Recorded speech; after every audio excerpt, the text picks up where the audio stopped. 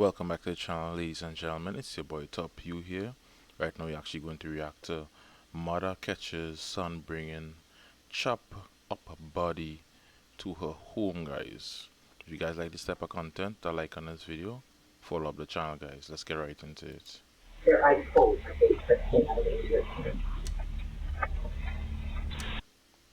I didn't.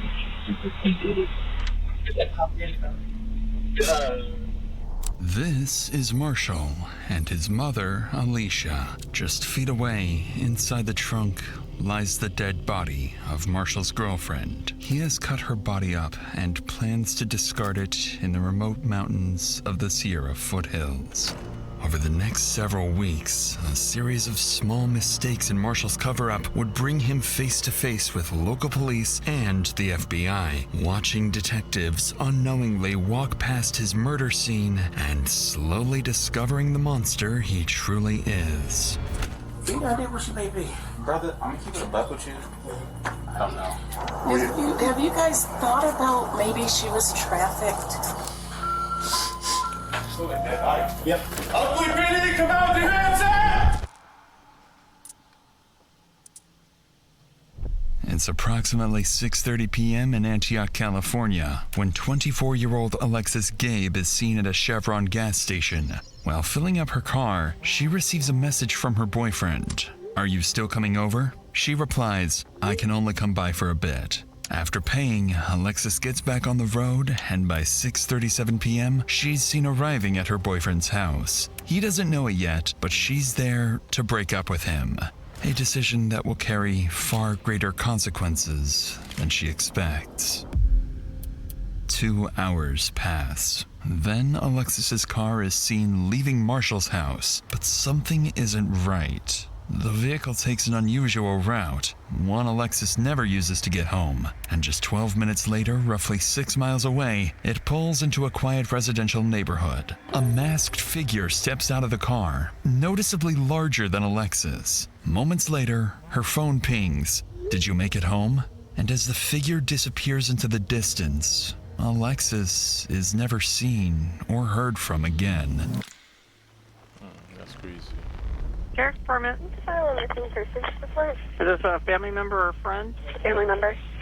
Sister. And how long ago did you last talk to her? No one's heard from her since she went to see her ex-boyfriend last night at 8:30. And she's not answering her phone or anything? No, it's going straight to voicemail.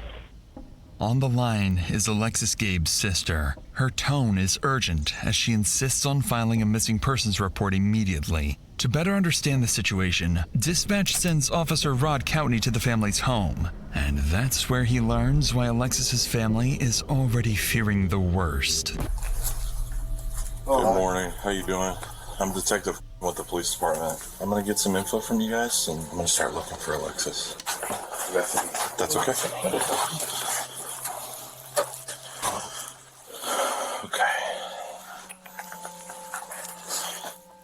She ever make any sort of statements? No. Okay.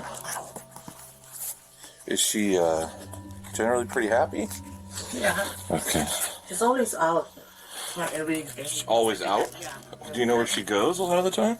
With her friend, E and Ria. She's with us yesterday too. Does she have any mental health issues? It's generally an antidepressant. Yeah, I know. That's what she said. That's why she's looking out for the doctor. She's seeing the doctor Okay. when they have accident with her boyfriend, car accident. She said she have a chiropractor appointment. Who's her boyfriend? The one that we know is Marshall. Marshall. Jones, yeah. Okay. And then we just find out yesterday. The friend said Marshall threatening Alexis. If they gonna broke up, he's gonna kill or gonna kill Alexis. Oh, That's okay. crazy. That's crazy. And this is Marshall. Marshall. Yeah. Okay.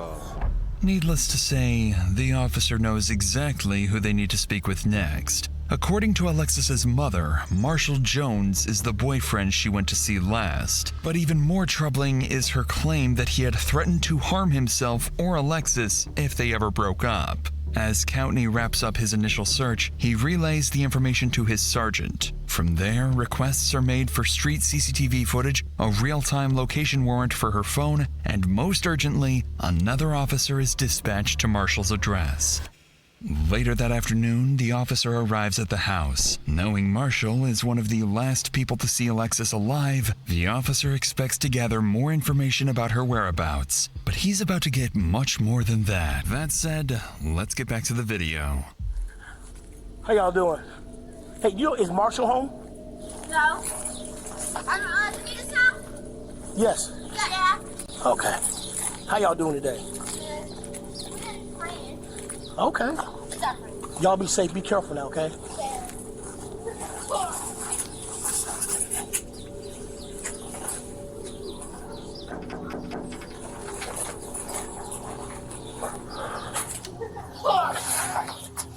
what's going on? Hey, I'm here. You know Alexis. Yeah, I was gonna say, yeah. So, Gabe. Yeah, I'm sorry, Gabe. Gabe.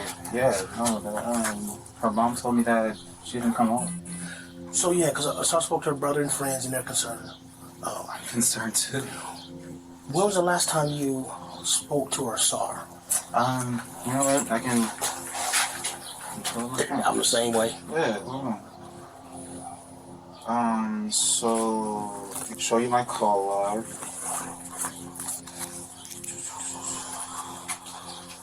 I talked to her throughout the day yesterday. Okay. I want to say 6:38 is when she told me that she was outside. She... Here? Yeah. I let her in. We hung out for a couple hours. She left around 9. Did she say where she was going? Yeah, I can show you text message. She said that... the more you give me, the better, man. I was about to say, I remember her saying... This is from today. It's not delivering. I've been trying to call her. I was like, you still coming over? You must still be asleep. She's like, I can only come by for a bit today. I was like, okay. Because she was doing some other stuff for her job that she was doing some running around for. Okay. Any idea where she may be? You know, brother, I'm going to keep it a buck with you. Mm-hmm. I honestly thought she went to go smoke with her friend Rhea when she left here. Maria. Oh, Maria. Yeah. Okay. I thought she went to go smoke with her because usually she won't tell me, you know, what she's doing until she's already doing it. Mm-hmm. So I thought she went there, but then when I kept on calling by like 11 and I wasn't getting anything. Okay. Did she seem out of sorts when she came over yesterday? Was she her normal self? Whatever that may be? Yeah, I mean, she came in, we hugged, we kissed, she watched me, do my little heist on GTA, playing my game and whatnot. I mean, we watched Family Guy. Okay. It was fine. When she left, did you see her? Did you see her leave? Yeah. And I say yeah because I opened the garage door and she left. So Okay. Also, she opened the garage door. Yeah. All right.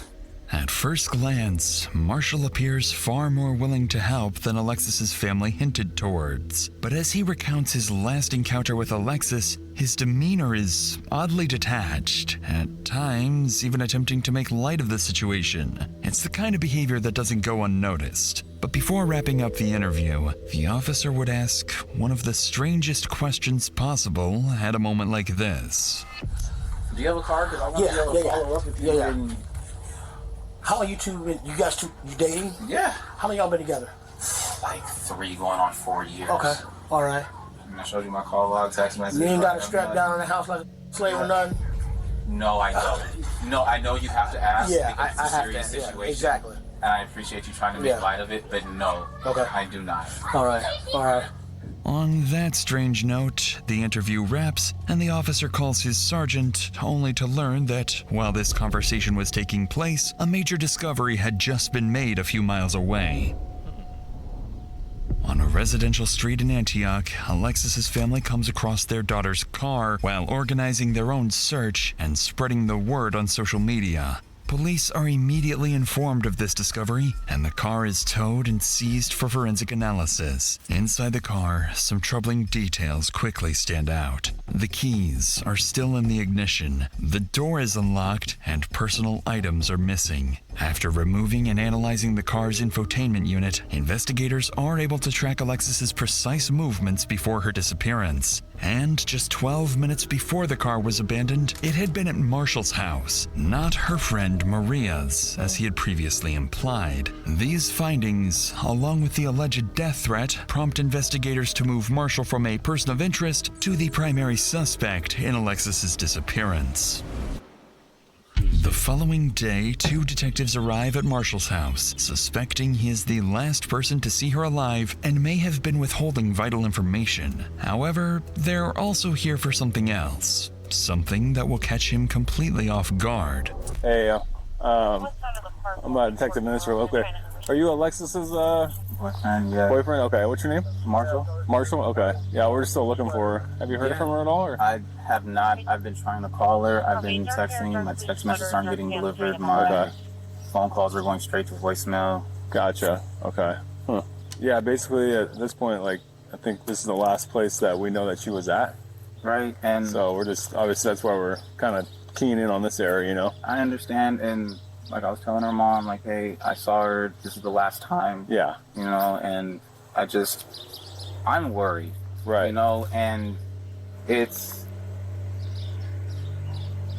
she's missing, and that just means that she's missing. It doesn't necessarily mean something happened to her, so I'm really trying not to let my mind wander. Her friends I'm not going to say they've been putting me under scrutiny, but they're making me feel like I did something and I didn't. Okay. Yeah, I mean, anytime boyfriend, right? And that's what I'm saying. You know, everybody handles stress different, you know, and so we just want to rule everything out, anything weird to happen here. So, you know what I mean? Then we can move on to, hey, let's go look another area and see where she's at, you know? I understand. Are you cool if we go inside and look around real quick? It's not my house, it's my stepdad's, so, right. I mean, I could call him really fast and see. Yeah, that's fine. Go ahead. Clearly uncomfortable with the request, Marshall agrees to call his stepfather, the homeowner of the house. And as they wait for his approval, detectives would slowly begin to suspect there's something inside the house neither Marshall nor his stepfather wants them to find. Hey, Dad. Alexis went missing, and the police just want to go through the house really fast just to make sure that everything's fine. Is that okay? Okay. He said that one of you could go in, but he would like the other one to stay out here. No problem. Sure. You got a flashlight or anything? I don't. Yeah, me neither. You want to go in? Sure. All right. Hold that for me. All right. What's your dad's name? Leslie? Leslie? Okay, and that's the one you were talking to on the phone? Yes. All right, you said one of us would come in? Cool. Thanks, man. Do you want me to leave the door open? Yeah, that'd be great. Sure. I'll come around.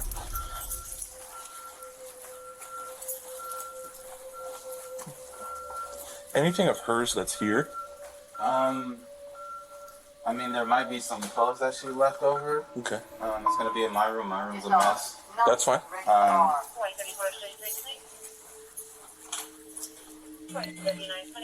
Cool. This your room? This is my room. I know. Like I said, it's a mess. It happens, bro. Yeah. You guys drink together, I'm assuming? Yeah, at the house. As the officer moves through the house, Marshall's room quickly stands out, left in complete disarray. And as he inspects the room further, little does he know, this very place holds subtle clues and will soon become a crime scene. Is there upstairs? It's just one story. Just one story. Thank you. Appreciate it. I'm sorry. You're good. And then this is other people's rooms? Yeah.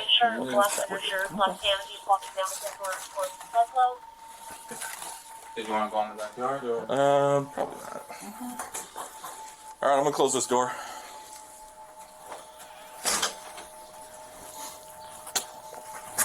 Nothing out of the ordinary. His room is an absolute mess.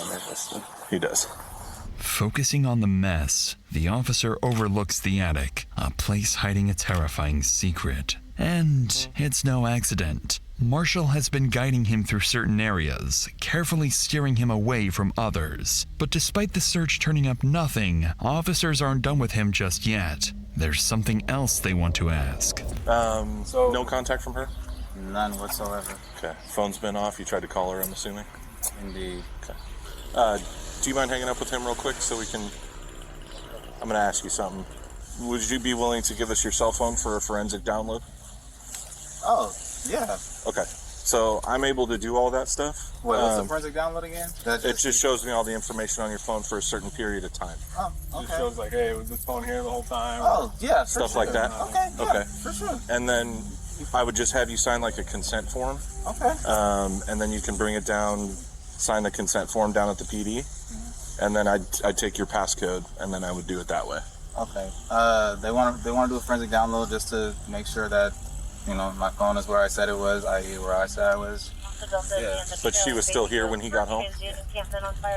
Interestingly, detectives not only gain access to Marshall's phone, but also learn that his stepfather was allegedly at the house at the same time Alexis was there. So they make a note to speak with the homeowner as soon as possible to see if his account aligns with Marshall's. Shortly afterwards, Marshall gets into his stepfather's car and follows the officers to the station. As he drives, officers ahead notice something strange. He appears anxious, swerving slightly with something large in the back of his car obstructing his view. In reality, Marshall isn't just nervous. He's just realized he's driving straight to the police station with a car full of incriminating evidence. About 10 minutes later, Marshall arrives at the station, trying to steady himself, quietly questioning why he brought this car in the first place. And the second he steps out, he realizes the officers are onto him. You know what you all have? Yeah, blankets and whatnot. Wait, do you actually have to search it, or can you just look around? Because it's my dad's car, and No, I don't. I mean, I kind of just want to lift the gate so I can see inside, you know? If that's cool.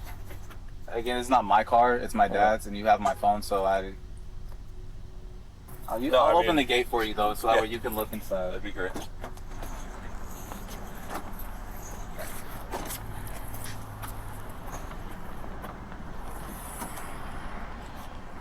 We went to the drive-in, so tried to get Roomy some water. I mean, you can look in the bag. That's our Philly cheesesteak.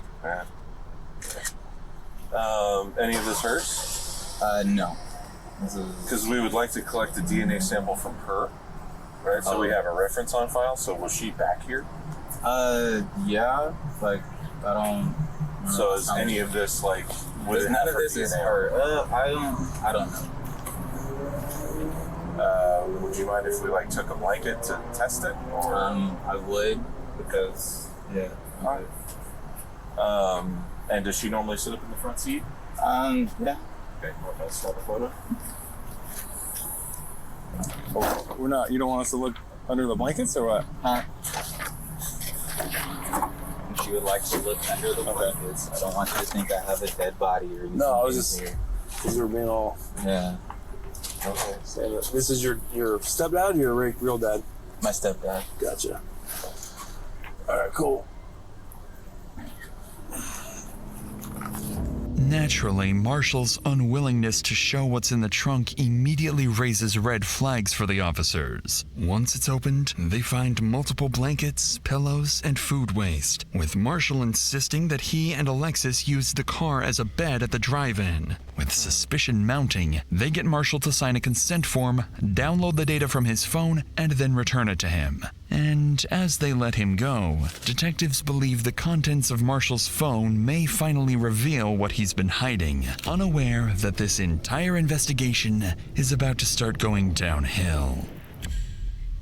The next day, as investigators prepare to review the data from Marshall's phone, they notice the download process has failed, leaving them with nothing. Realizing Marshall's willingness to cooperate may already be reaching its limits, detectives decide not to push any further for now and instead turn their attention elsewhere. There's still one person they haven't spoken to yet. Marshall's stepfather, the homeowner who was allegedly inside the house the same night Alexis disappeared. If something happened to her that night, he may have witnessed it. With that in mind, they drive back to the house to speak with him, where they'll begin to suspect that not everyone wants them to discover the truth behind Alexis's disappearance.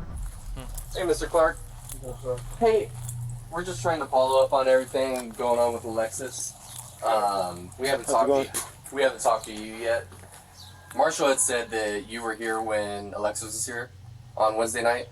Did you see Alexis here on the 26th? Be honest with you, I come. If she's here, she's here. She's not. She's not. When I see her, I don't. You don't recall seeing her car here? No, I do not. And you don't remember seeing her, talking to her that night? No, I didn't see her there that night. No Wednesday. How's Marshall holding up with all this? He's upset. No, for sure. I mean, just now finding out that his girlfriend's coming up missing. I mean, I found out yesterday with the note coming in, a flyer. Oh yeah. Flyer and stuff.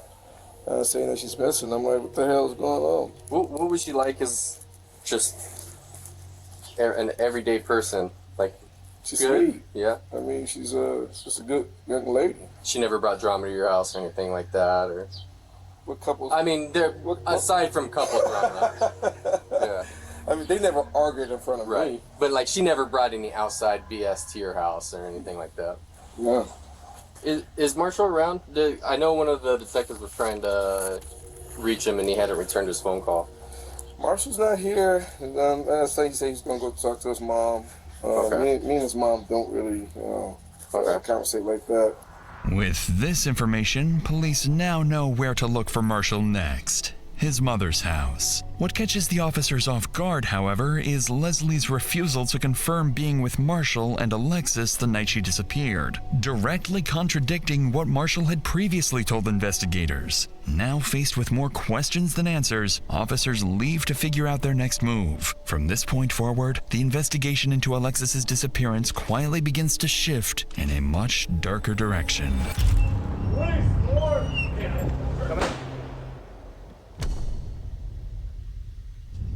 During the next several days, police visit Marshall's mother, Alicia Clark, looking for her son. But suspiciously, she claims she hasn't seen him since the night his girlfriend Alexis vanished. By now, investigators begin to consider a troubling possibility. Marshall may be on the run, and his family may even be covering for him. But their biggest piece of evidence is still to come. Just as the investigation seems to stall, CCTV footage is recovered from the route Alicia's car took the night she vanished. For roughly 12 minutes, the car is seen speeding from Marshall's home to the residential area where it's eventually abandoned. A masked figure is seen stepping out of the car, noticeably larger than Alexis, with a more masculine build. As detectives begin tracking the figure's movements through nearby cameras, they watch it move calmly for over a mile until it arrives somewhere completely unexpected: Marshall's mother's house. This development makes investigators certain that the masked figure was none other than their prime suspect, Marshall. And with that, an emergency search warrant for his home is secured immediately. On February 1st, more than a dozen officers arrive at the house convinced there is far more inside than Marshall originally let them see.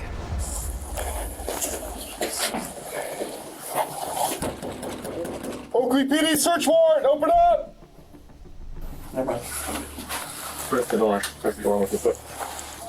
Yeah, hold it to the side and press it forward.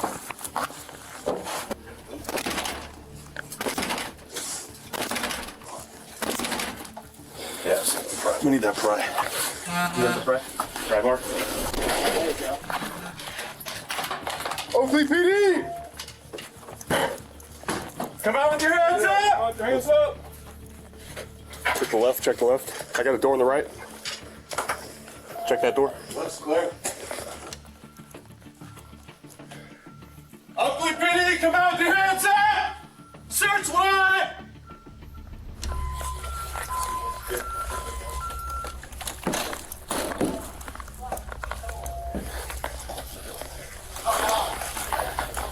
Check that. Clear. As officers move through the house, neither Marshall nor his stepfather are anywhere to be found. But then, as they prepare to enter the garage, it doesn't take long for a vile discovery to emerge. Smell it? Smell like dead body. Yep. In the laundry room. Okay.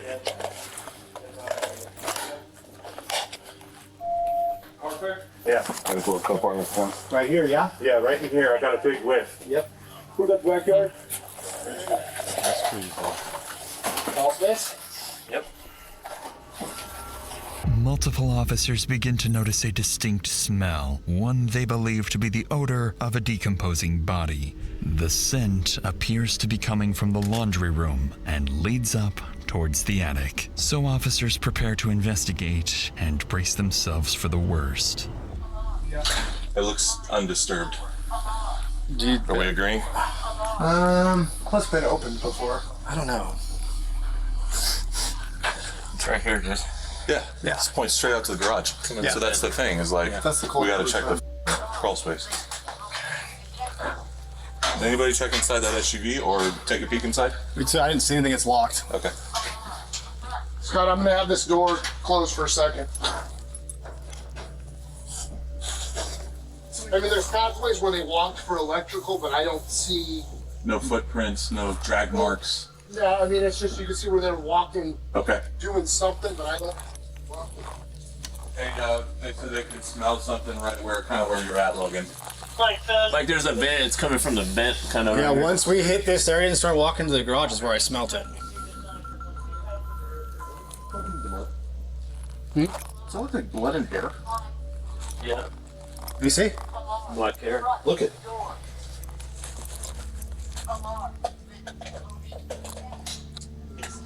Paint? Could be blood, could be mold. brown paint, but that could also be blood.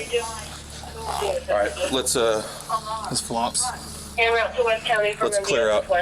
After following the scent, officers come up empty-handed, but they do uncover what appears to be dried blood. After clearing the entire house, officers are still unable to locate the source of the smell, so a canine unit is called in. If human remains are hidden somewhere on the property, this dog may be their best bet on finding them. I don't know if I got a big whiff right in the laundry room. Oh. It smelled like just dead body. Ooh. All right, let's see what we get. No worries.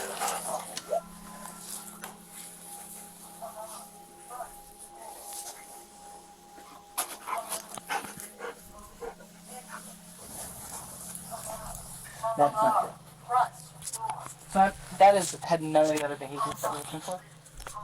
Keep checking. Okay, good girl. Alarm. Front door. And then that's the attached garage. Oh, can we go in there? Yes.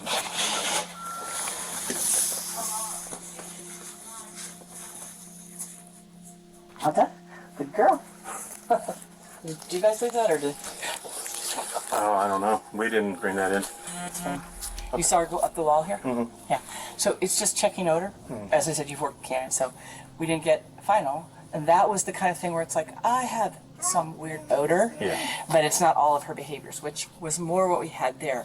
And of course, you and I both know there could be, you could have vacuumed up a tissue that had a bloody nose. Yeah. And that could be. Okay, good girl. Want your toy? It's not saying to get your toy. All right, that's all we got. Somewhat surprisingly, the handler isn't fully convinced the dog has detected human remains. However, several indications suggest it has picked up on something suspicious, as it repeatedly returns to Marshall's room, sits in one spot while staring at its handler, and most alarmingly, begins clawing at the wall, a sign the odor may be coming from the attic. But even after multiple additional searches, and with more canine units brought in, officers are left with troubling yet inconclusive results. Small traces of blood, the presence of bleach and other cleaning supplies, and a missing shower curtain. Following these discoveries, officers secure the scene and begin working to obtain real-time location data for Marshall's phone, now fully suspecting they have a homicide on their hands. Over the next several weeks, officers are seemingly no closer to finding Marshall. Neither his mother nor his stepfather appear willing to cooperate any further. But every time the investigation seems like it's losing momentum, Alexis Gabe's family keeps pushing forward, pressuring police to find their daughter and bring her justice. That pressure soon begins to pay off when investigators finally obtain a real-time location warrant for Marshall's phone and discover he's moved to Vacaville, California, roughly an hour and a half from his home. After a quick check, they find out exactly where that location leads: his sister's house. So officers quickly head to her address, hoping to find Marshall there.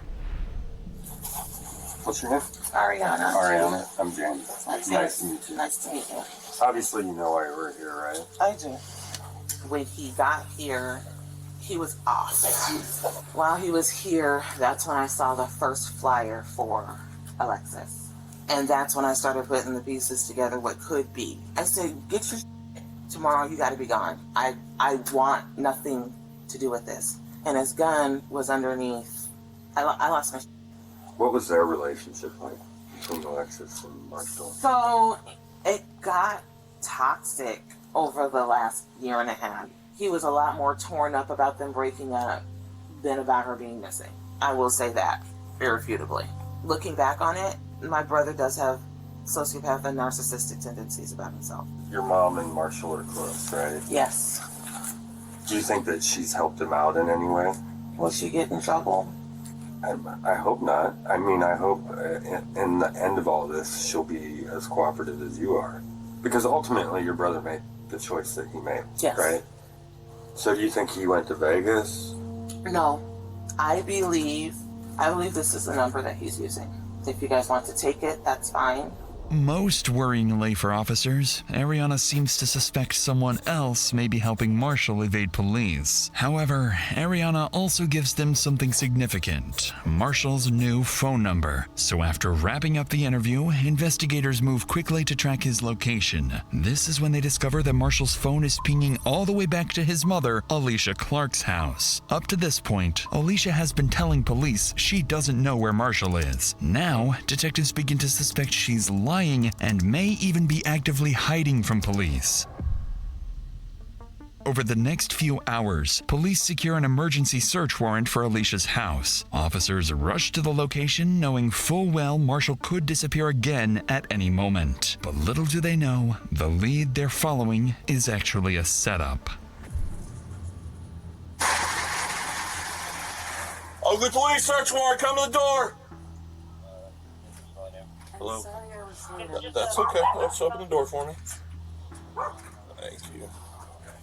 Alright, ma'am, come on out, please. Autistic daughter that sleep upstairs. I understand. Is she okay up there? She's okay. Are you able to wake her up and bring her out here for a minute while we service this warrant? I'm not actually. Let me see what I can do. Anybody else inside?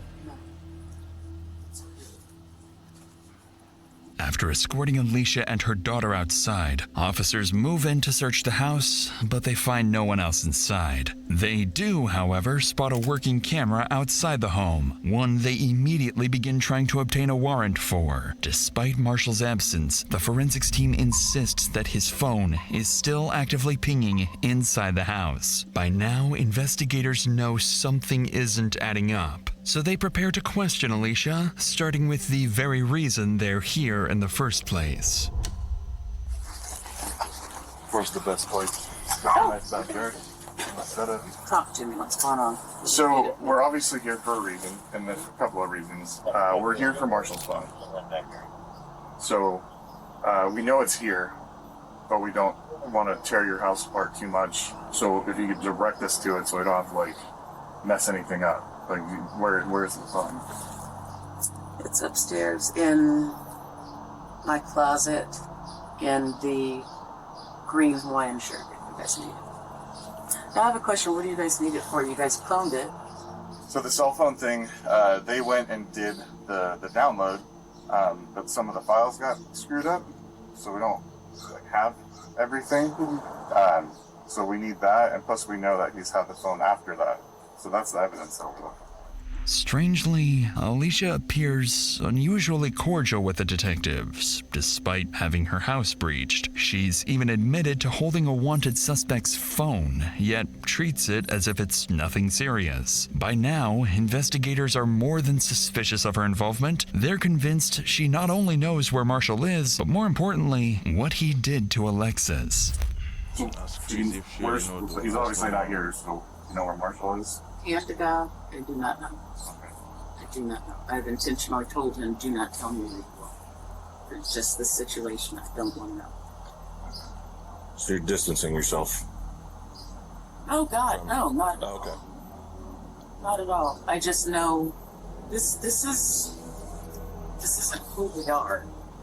I mean, And we don't believe that. yeah, We I better not. we just You guys are just doing your job. right. We have to try our best to get answers right. Yeah. So that's And why we it's, do this. I'm definitely not distancing my son. I'm not. Okay. That's not the reason. What do you know? I know that the two of them had a solid relationship. I mean, for Valentine's Day, he wanted to get her an edible arrangement. I couldn't afford it. And so he went and got the chocolate, all of the stuff, built her an edible arrangement. I like that. I mean, that's the kind of guy he is. I've told him since he was younger, when you're dating, you want to make sure that you are so good to her that she's going to be comparing every other guy to you. Right away, this description of Marshall doesn't quite align with what investigators believe about their suspect, especially given his sister's earlier claims that he's a narcissist and a sociopath. If Alicia is fully aware of her son's alleged crime, then defending his character like this is not only disturbing, it's something most people would find nearly impossible to do. Sensing this may be more difficult for her than she's letting on, detectives decide to shift their approach, appealing to her emotions, hoping that if this is all an act, it's about to break. Because, I mean, obviously, we're still looking. She's still out there somewhere. And things don't look good. Yeah, it's hard to look that family in the face and tell them, hey, look, we don't really have anything to tell you. Have you guys thought about maybe she was human? Have you guys found that info? I've heard that. Some people posting stuff on the internet and stuff. But a lot of people are not, they don't have a good grasp on how human works. Right. You can't just snatch up a 24-year-old, 170-pound female. I mean, I'm just going to be straight up with you. Do you think Marshall had anything to do with this? God, no. No. Even if there's evidence that would suggest that he has something to do with it? You guys would have to prove it beyond a reason. Obviously. I don't want to leave you thinking that, for the lack of a better term, just... I know. Oh, God, no. No, not at all. There's a reason. I mean, I can only leave you with that. I can't Well, like... that's even saying too much. You tell me anything. I don't want you to, like... To just... Like I just said, I mean, we've been... Both agencies here and the DA's office, we've all been working on this for 3 months now. We've looked every which way. Despite the detective's best efforts, Alicia doesn't appear to budge. And the worst part is that her dismissive attitude seems to work. Although officers inside manage to locate Marshall's phone, they find it's been wiped completely clean. And with nothing concrete tying Alicia to the disappearance, investigators are once again forced to leave empty-handed. With no body, no confession, and no idea where Marshall may have gone, Alexis's case slowly starts going cold. Months go by, with no new leads on Marshall's whereabouts. But then, investigators finally secure a warrant and obtain the CCTV footage from his mother's house. And as detectives start analyzing the footage, they begin to understand how Marshall managed to stay one step ahead of investigators for so long.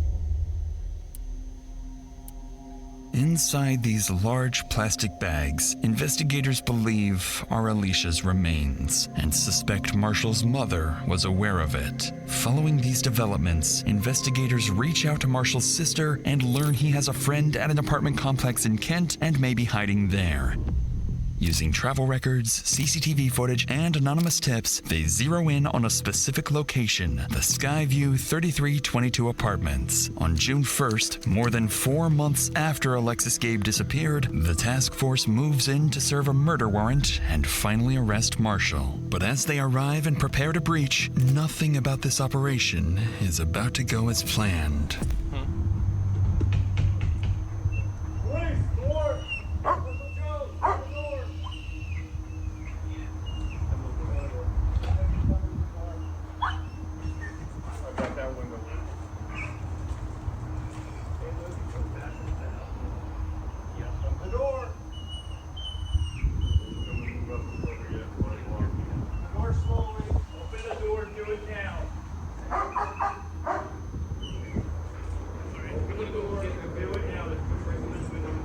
John? Come out. And he's in. Yeah, came to the door with a knife. A knife? After emerging with a kitchen knife, Marshall is shot multiple times by 3 officers. Despite immediate medical aid, he is pronounced dead at the scene. The following day, Paul Beard, chief of the Oakley Police Department, holds a press conference, announcing that Alexis Gabe's case is now officially being treated as a homicide, and that Marshall Curtis Jones had been charged with her murder before being shot and killed. But any real sense of closure for Alexis's family would not come until much, much later. On November 3rd, while metal detecting near Jackson Road in Plymouth, a local resident discovers what he believes to be human remains and immediately calls 911. When officers arrive, they're left speechless. Scattered across the mountains are the remains of a young woman. A forensic odontologist is brought in and, using dental records, confirms the remains are those of Alexis Gabe.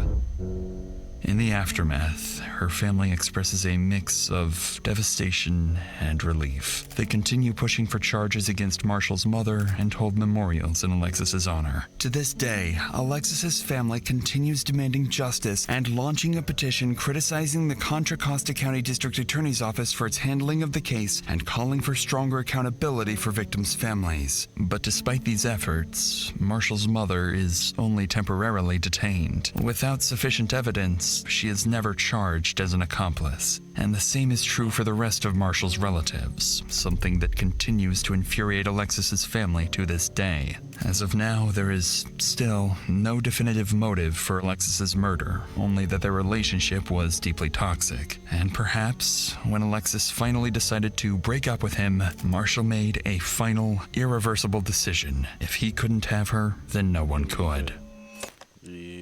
Dog snap, yes, I feel, yeah. Okay guys, hope you actually enjoyed this video. That was actually pretty crazy. No one should lose their life like that.